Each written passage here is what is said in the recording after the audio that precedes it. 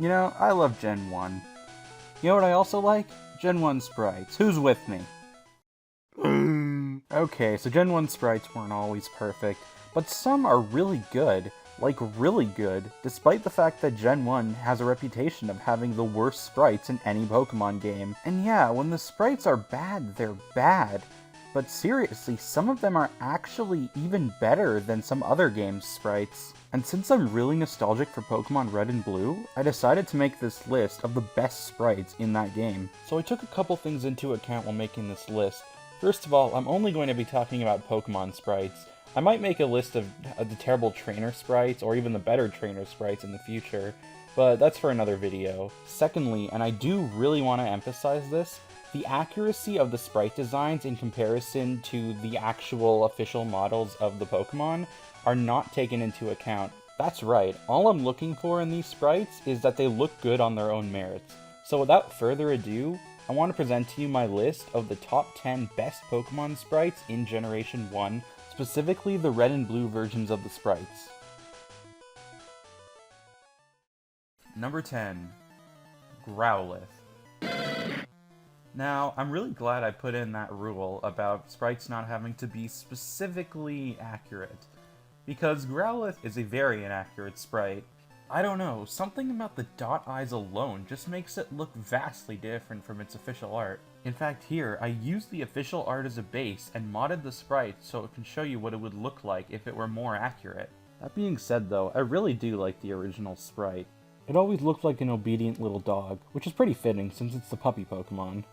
It really looks like it could be loyal to its trainer, and that's why I'm putting it at number 10, because the sprite itself just shows off a lot of personality, like it could really be an obedient dog. Growlithe. It'll burn your enemies, and then it'll want to play Frisbee. And then if you don't comply, it'll burn you. But other than that, it's a pretty good dog. Number 9, Squirtle. Squirtle, I find, despite being, once again, inaccurate, is actually really cute. In fact, that flat face alone is enough to sell me on water starters for the entire series. Now, to be fair, regardless of the starters themselves, I've always liked the idea of water over grass or fire. It just seemed like an element I'd get more of a use out of. And it just so happened that with the other two starters, well, there wasn't anything inherently bad about them or something that I didn't like in their design. They just didn't stand out as much as Squirtle did. The way he's sort of waving at you in that pose. The way he's even taking a step forward as if he wants you to choose him. In fact, taking a step forward is really a theme in Gen 1 sprites, isn't it? I guess the only thing I can really complain about in this sprite is the shape of its tail. Squirtle's tail is normally supposed to go down and back up again in a smooth curve. However, this one makes it look like there's a bump at the bottom. It just looks a little awkward. Well, besides that, it's definitely a Pokemon I'm going to pick again in the future, if not just for the sprite alone. Number 8.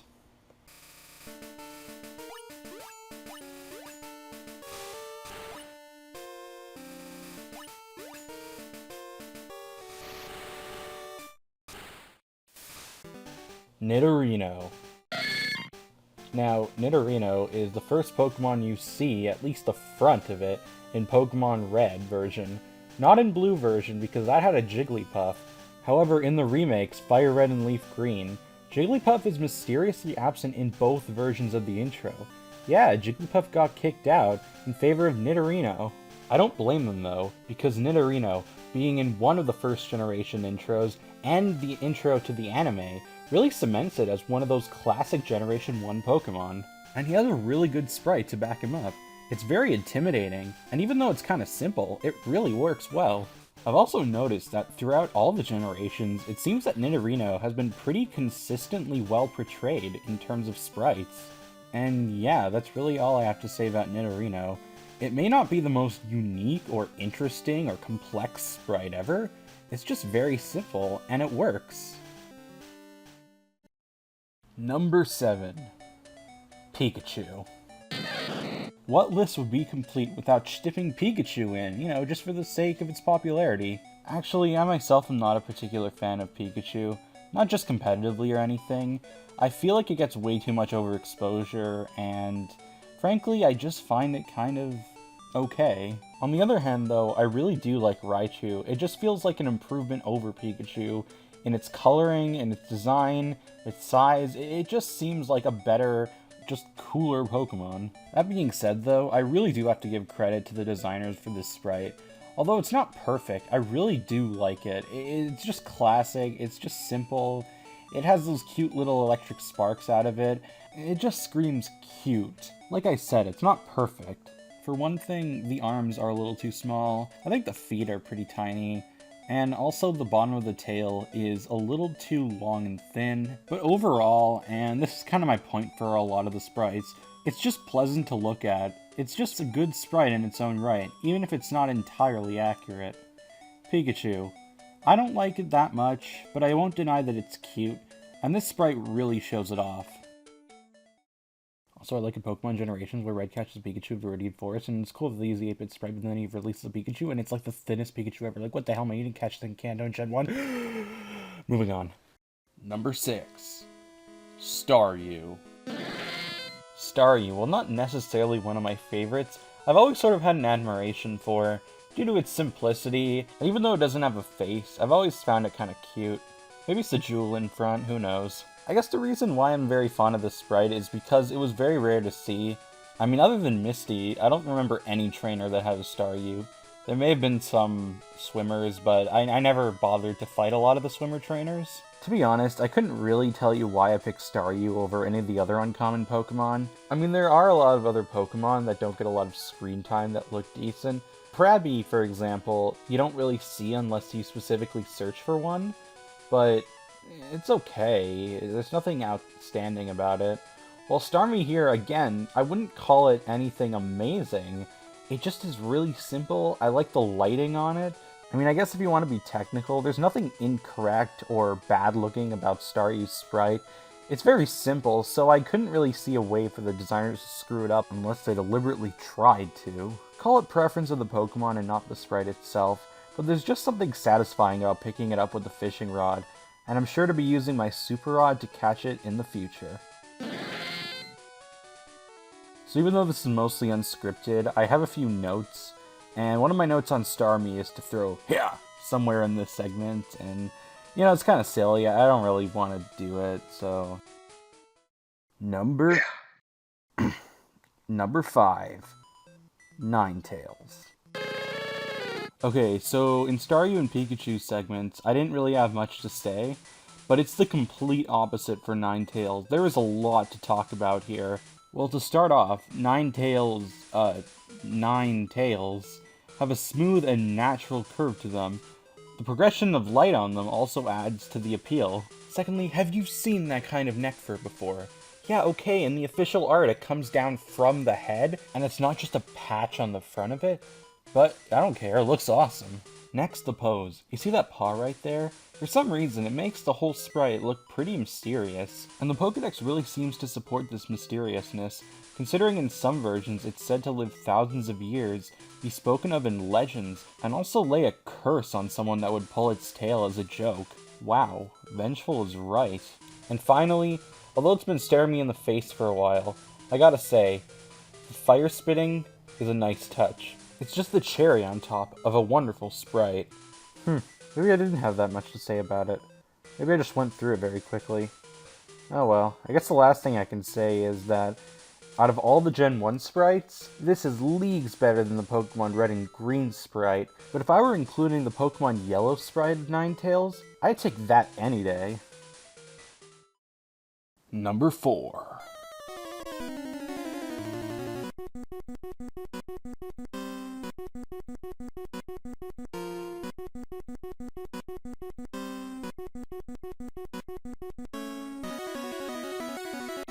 Dragonair. Similarly to Ninetales, Dragonair just has this mystic vibe going on. The way the body loops is really unique, and really makes it look like it's gonna pounce. The beads on its neck and tail have this really cool lighting effect to them, and the way its eyes are slanted, it almost looks kind of angry, or maybe it's displaying a smug sense of superiority. After all, this Pokemon is pretty rare.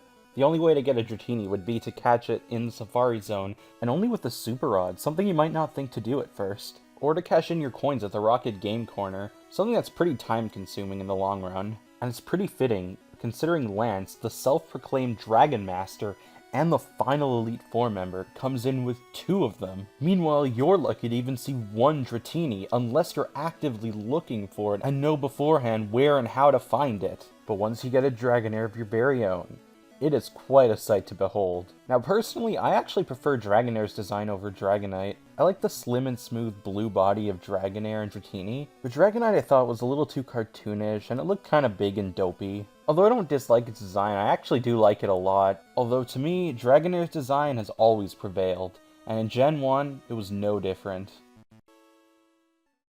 Number 3. Meowth. Hey look, another accurate sprite in Gen 1. Yeah, again, despite Gen 1 having a lot of great sprites as I'm showing here, don't get used to that.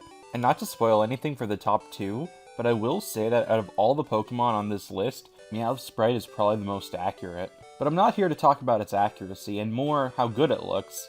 And yeah, it looks pretty good. To be fair, I like Meowth's design already, so I guess being accurate helps it a bit. And besides that, you see how cute it looks? Now I'm a cat person myself, so to me, the personality of this sprite, you know, being a cat and all, really does shine through, despite how silly that sounds. It really does look like he's just being cute for the camera, but to be fair, it kinda does work. Any minute now I can just see it get up and chase a ball of yarn, or maybe an electric mouse for 20-something years. Now it does feel rather strange putting such a small and simple sprite in the number 3 spot of the best sprites of Pokemon Red and Blue, but I just do really like this sprite. From the detail to that cute little smile, to even that very slight curve on the top paw, I genuinely find it really damn good. And that's why this kitty is at the number 3 spot.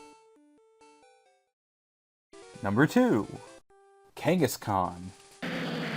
Alright, this sprite I like because other than the top of the head, this sprite is really big and has a lot of things going on, and yet despite that it doesn't look overcluttered. I mean, we got the little baby sticking out, we got the little rocky segments on the legs and tail, and we got the fierce look of the mother.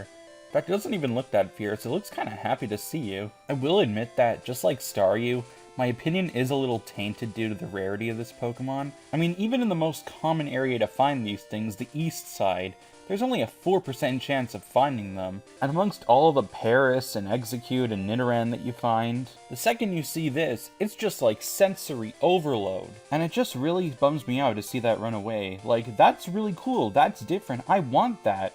And now it's gone. Now I have to wait another half hour to find another one and maybe catch it. Well, I guess even in the Pokemon world, the best things are really rare. Not necessarily that Kangaskhan is great or anything, but the sprite definitely does it justice. It's sleek, fierce, but overall, just cool. And at the end of the day, that's all you need. Now before I get to number 1, I feel it's necessary to go over some honorable mentions, just for the hell of it. Mew. It's kind of fat, but it's also kind of cute. Also, this is one of the few sprites where it's actually on its legs. Normally Mew's just floating in the air, not standing on 2 legs. Rapidash. I find this sprite pretty majestic and beautiful in its own right. The only problem, the head's a little too small compared to the rest of the body, and in general I just found the other sprites better. Raichu. I'll admit, I was tempted to put this one on the list, and it almost made it. However, Growlithe beat it by just a hair. And I will admit that one of the reasons I didn't put him on is because Pikachu was already on the list. I guess if you're really picky about that, you can consider Raichu and Growlithe in the same number 10 spot, since I like them just about the same. Also, I gotta say, nice black slippers. Yeah, I know they're supposed to be his feet, but they kinda look like flat black slippers to me. That's not really accurate, but to be fair, accuracy is once again not what I'm looking for, and the Pokemon in the number 1 spot on this list really makes that clear. There are a couple other Pokemon that I wanted to put here, so I'm just going to show them up on the screen just to get a move on to number 1. Although I will say, Haunter is one of the few sprites that looks good on a black background.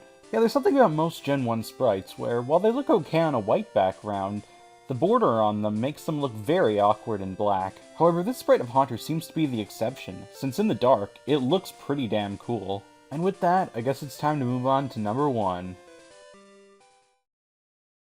Number 1.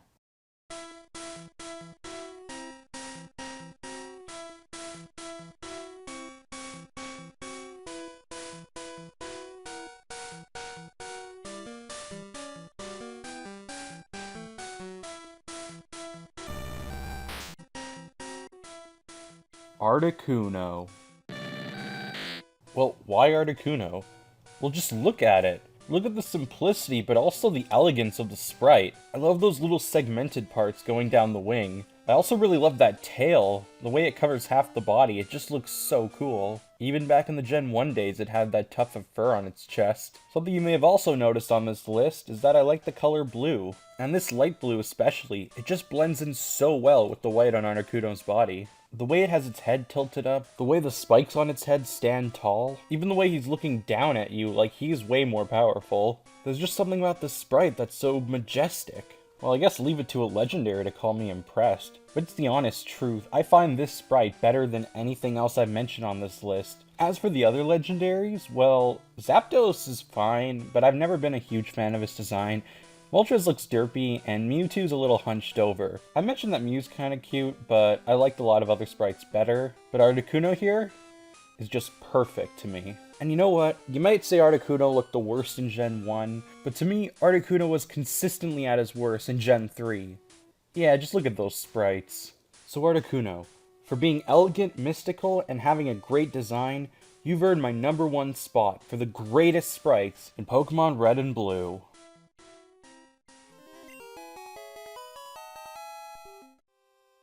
So thanks for watching, everyone. This is the first video I've ever done like this. I have done other semi-scripted videos, but this one I feel like I put a lot of effort into, other than very minor things in other videos that were scripted. For the most part, it was pretty fun. There were some parts here that I couldn't enunciate properly, and even now I'm kind of struggling because I'm not scripted. But in general, this was kind of a fun thing. It was just something that I was thinking of because I recently did a 151 Pokemon run. Not really a run, but just a casual playthrough on my 3DS Virtual Console Pokemon Blue version. I gotta say, Kangaskhan was kind of a bitch to get. It was super annoying because that's one of the few Pokemon you can't actually use the Mew glitch to get, because you need a Pokemon with special stat of 2. And really that's all I did. All the Pokemon that I couldn't get, I would just use the Mew glitch. So yeah, I've also never done one of these outro things. So, okay, cool. Other video links probably, unless if I figure out how to do that, then I'll probably do it. But if I don't, then this is going to be an awkward little ramble here at the end. So I guess it's kind of appropriate to say in the comments, like, what do you like? Well, what sprites do you like in Pokemon Red and Blue, or really any of the Gen 1 games, I'll say, because even in Pokemon Yellow, some of the sprites were pretty terrible, even though they were trying to improve them. So, yeah, see ya. Abrupt end.